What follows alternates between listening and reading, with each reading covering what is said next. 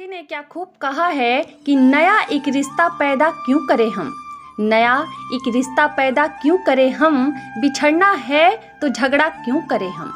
दोस्तों, माता सीता की अग्नि परीक्षा को लेकर सच्चाई बहुत कम लोग जानते हैं। अग्नि परीक्षा को लेकर कई कहावतें भी बनी हैं।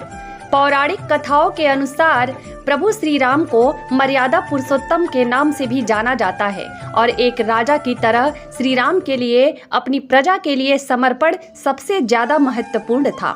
ऐसे में जब लंबे समय तक रावण की कैद में रहने के बाद माता सीता जब वापस आई तो उन्होंने अग्नि परीक्षा दी थी।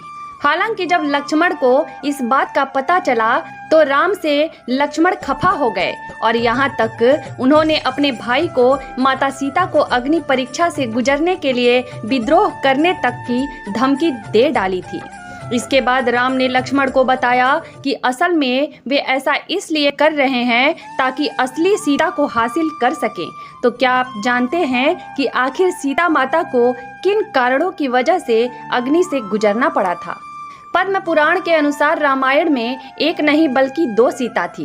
पहली असली और दूसरी माया की सीता। इसकी कथा के अनुसार एक बार लक्ष्मण जी जब कंदमूल फल लेने वन को गए हुए थे तब प्रभु श्री राम ने माता सीता से कहा कि मैं अब नर लीला करूंगा और जब तक मैं राक्षसों का विनाश करूंगा तब तक आप अग्नि में निवास करें। ऐसा कहकर श्री राम ने माता सीता को अग्निदेव को सौंप दिया। इसके बाद असली सीता जी की जगह माया की सीता प्रकट हुई। इस तरह जब सीता जी का अपहरण हुआ तब वो माया की ही सीता थी। जब युद्ध समाप्त हो गया और राक्षसों का विनाश हो गया तब भगवान श्री राम ने माता सीता को अग्नि परीक्षा के लिए कहा और माया की सीता अग्नि कुंड में समा गई। माया की सीता के अग्नि में समाते ही असली माता सीता अग्नि से बाहर आ गई और इस तरह पूरी अग्नि परीक्षा का सिर्फ यही कारण था। अग्निदेव ने सीता माता को अपने सुरक्षा चक्र में रखकर कुटिया से गायब कर दिया। वहां पर सीता माता के प्रतिबिंब को रखा गया। रावण ने असल में सीता माता का नहीं बल्कि उनके प्रतिबिंब का हरण किया। इसका संकेत इस बात से मिलता है कि जब रावण ने बलपूर्वक सीता को पकड़कर रथ में बिठाया था तो सीता के पतिव्रत धर्म के मुताबिक रावण को जलकर भस्म हो जाना चाहिए था, लेकिन ऐसा नहीं हुआ क्योंकि रावण द्वारा हरी गई सीता असल सीता नहीं बल्कि उसका प्रतिबिंब था।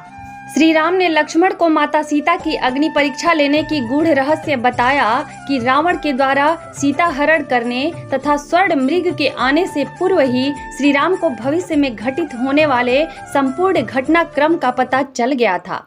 तब उन्होंने सीता से कहा कि अब वह समय आ गया है जब उन्हें इस धरती पर लीला करनी है।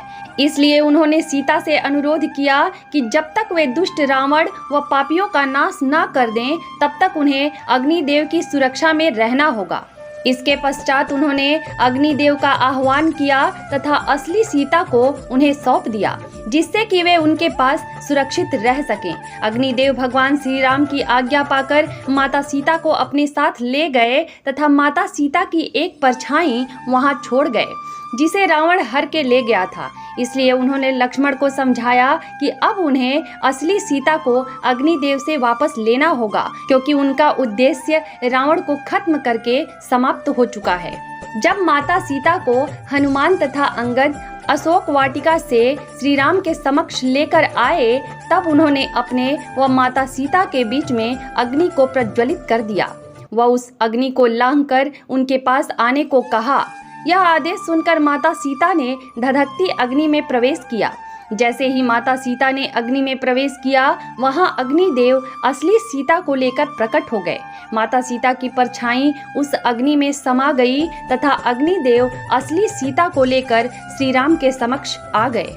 तब अग्निदेव ने पुनः माता सीता को श्री राम को लौटा दिया था जिसका उल्लेख रामायण में साफ अक्षरों में मिलता है। साथ ही यह घटना संपूर्ण वानर सेना के सामने घटित हुई थी। वहीं पौराणिक कथाओं के अनुसार श्री राम को मर्यादा पुरुषोत्तम राम के नाम से भी जाना जाता है और एक राजा की तरह श्री राम के लिए अपनी प्रजा के लिए समर्पण सबसे ज्यादा महत्वपूर्ण था। ऐसे में जब लंबे समय तक रावण की कैद में रहने के बाद माता सीता श्री राम के साथ अयोध्या लौटी, तब उनकी पवित्रता को लेकर समाज के एक वर्ग में संदेह होने लगा। तो उनके राज्याभिषेक के कुछ समय बाद मंत्रियों और दुर्मुख नामक एक गुप्तचर के मुंह से राम ने जाना कि प्रजाजन सीता की पवित्रता के विषय में संदिग्ध है। अतः सीता और राम को लेकर अनेक मनमानी बातें बनाई जा रही हैं। उस वक्त सीता गर्भवती थी। राम और अन्य ने सीता से कहा कि समाज में बातें बनाई जा रही हैं। सभी कहते हैं कि अग्नि परीक्षा देनी पड़ेगी। माना जाता है कि समाज द्वारा संदेह किए जाने के कारण सीता ने ग्लानि, अपमान और दुख से विचलित होकर चिता तैयार करने की आज्ञा दी। सीता ने यह कहा, यद्यपि मन, वचन और कर्म से मैंने सदैव राम को ही स्मरण किया है तथा रावण जिस शरीर को उठा कर ले गया था वह अवस्था, तब अग्निदेव मेरी रक्षा करे। और फिर माता सीता ने जलती हुई चिता में प्रवेश किया। अग्निदेव ने प्रत्यक्ष रूप धारण करके सीता को गोद में उठाकर राम के सम्मुख प्रस्तुत करते हुए कहा कि वे हर प्रकार से पवित्र हैं। इस अग्नि परीक्षा के बाद भी जन समुदाय में तरह तरह की बातें बनाई जाने लगी। तब राम के समक्ष फिर से धर्म संकट उत्पन्न हो गया। यह भी कहा जाता है कि उन्होंने अग्नि परीक्षा दी थी, लेकिन राम ने सीता का त्याग नहीं किया था। जिस सीता के बिना राम एक पल भी नहीं रह सकते और जिसके लिए उन्होंने सबसे बड़ा युद्ध लड़ा, उसे वे किसी व्यक्ति और समाज के कहने पर क्या छोड़ सकते हैं। सीता जब गर्भवती थी तब उन्होंने एक दिन राम से एक बार तपोवन घूमने की इच्छा व्यक्त की, किंतु राम ने वंश को कलंक से बचाने के लिए लक्ष्मण से कहा कि वे सीता को तपोवन में छोड़ आएं। हालांकि कुछ जगह उल्लेख मिलता है कि श्री राम का सम्मान उनकी प्रजा के बीच बना रहे, इसके लिए उन्होंने अयोध्या का महल छोड़ दिया और वन में जाकर वे वाल्मीकि आश्रम में रहने लगी। वे गर्भवती थी और इसी अवस्था में उन्होंने अपना घर छोड़ा था। वाल्मीकि आश्रम से सीता ने लव कुश नामक 2 जुड़वा बच्चों को जन्म दिया था। रामायण के किष्किंधा कांड में एक प्रसंग में उल्लेख मिलता है कि जब देवी सीता का रावण ने हरण कर लिया तो देवी सीता ने अपने आभूषण साड़ी के पल्लू में बांधकर फेंक दिया। यह आभूषण वानरराज सुग्रीव को मिले और उन्होंने इसे संभाल कर रख दिया। भगवान राम जब सीता को ढूंढते हुए मलय पर्वत पर पहुँचे, जहाँ पर राजा सुग्रीव बाली के भय से अपने मंत्रियों और शुभ चिंतकों के साथ विराजमान थे, तब सुग्रीव ने देवी सीता के आभूषण राम जी को सौंप दिया। इन आभूषणों को देखकर भगवान राम लक्ष्मण जी से पूछते हैं कि तुम देवी सीता के बाजूबंद, कर्णफूल, हार और पायलों को देखो, क्या तुम इन्हें पहचानते हो? भगवान राम के इस प्रश्न को सुनकर लक्ष्मण जी रोते हुए कहते हैं कि हे प्रभु, मैं देवी सीता के न तो बाजूबंद को जानता हूँ, न उनके कुंडल पहचानता हूँ। मैं तो देवी सीता के पैरों की वंदना करता हूँ, इसलिए मेरी दृष्टि हमेशा उनके चरणों पर रहती है। इसलिए केवल मैं उनके चरणों में रहने वाले पायलों को पहचानता हूँ।